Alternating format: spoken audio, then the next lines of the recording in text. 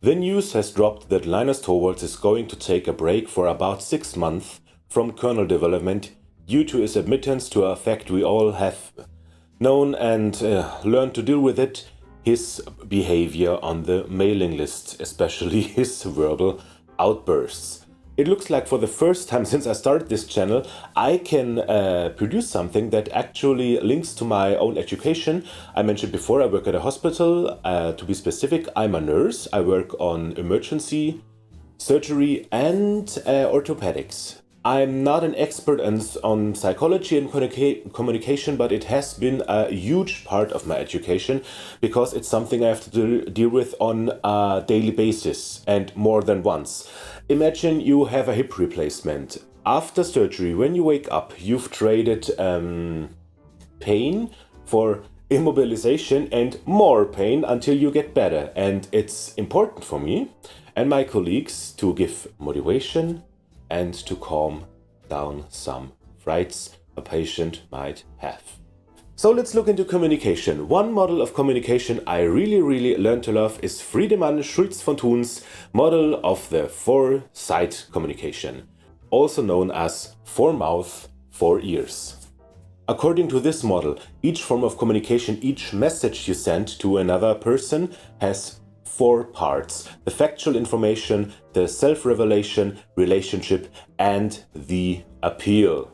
This is a very nice model when you're trying to analyze and trying to find mistakes that one can have when communicating to each other, because 4 mouths, 4 ears, and the listener doesn't particularly have to listen, doesn't have to understand what the mouth has been saying. There are huge parts in the relation and the self-revelation part that can corrupt the appeal very much.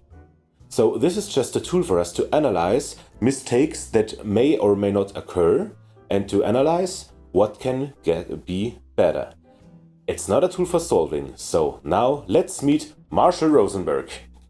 Marshall Rosenberg developed the Nonviolent Communication, a way to empathetically communicate to each other and to avoid and to prevent any form of misconceptions. This has nothing to do with PC.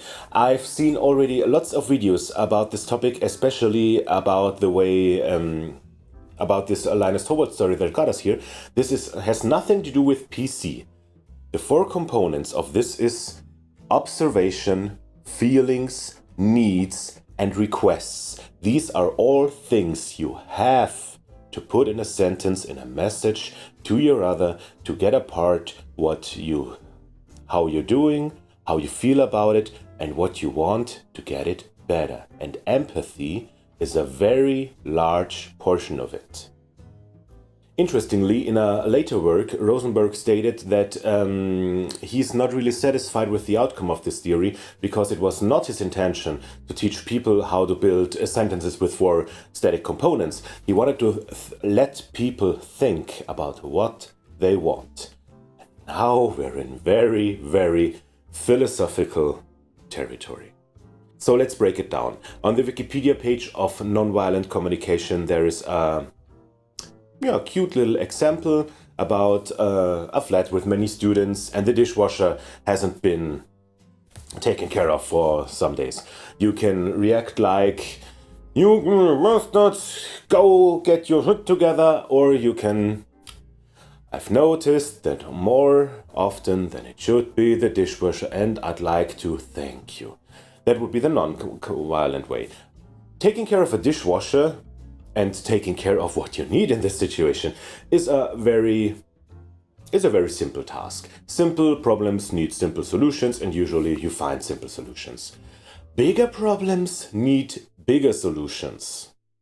Now we're here in kernel development. Linus Torvalds is the Linux kernel developer, and that's the thing we admire and adore him for. Is kernel development such...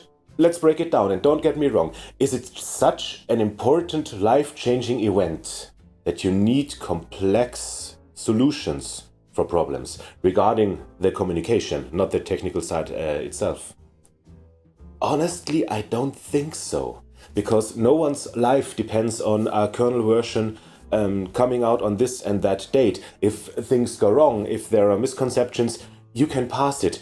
We have a really, really precious thing in the open source and Linux community. Code of conduct. That's a thing that's been criticized for being too strict or being not strict enough. But basically it says, all these communities know that there are many people coming together from all around the world, different languages, different cultural backgrounds, different types of expressions. And the code of conduct states, if you're getting into an argument and you can't resolve it, take in mind, it might be a misconception. And if you can't really solve these misconceptions, let it go. I won't go into example because I'm not interested in judging anybody of the type of language and expressions Linus Torvalds usually shows on the Linux mailing list. There are enough examples out there. I remember at DebConf where he stated, anyone having trouble with it, get a thick skin, and that he comes from a dysfunctional family. That's, yeah. Let it go. Get over it. Now he's decided he's taking a break, he's taking care of these issues to becoming a better man, to becoming a better leader. Congrats to that. Kudos for that. It's a very, very, very hard task to see that you have a problem and that you're going to solve it. Is Linus Torvalds physically ill? No, he's not.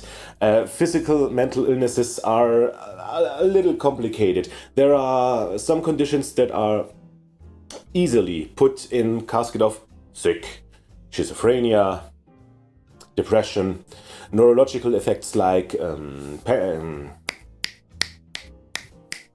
trying to find words, for example after a stroke, or things like Parkinson's disease. These are classical neurological and mental illnesses. What Linus has is, we have classifications for that. And it's argued if these conditions are really a sickness or not. I'm on the not side.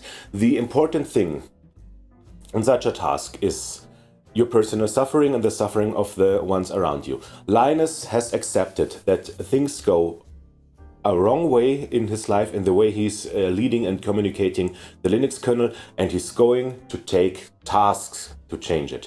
Linus is a very intelligent, a very creative person, and I think this will work. I have no doubts that this will work, and in 6 months, Linus will get out of this as a better person.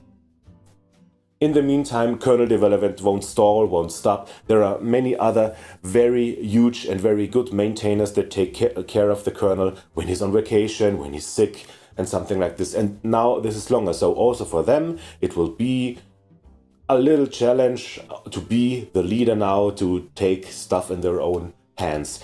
For me, as a nurse, working for people and working with people, important, and having big and small challenges every day because things have changed in people's life. This doesn't look scary to me. I think in 6 months, everything will be fine and it might even be better.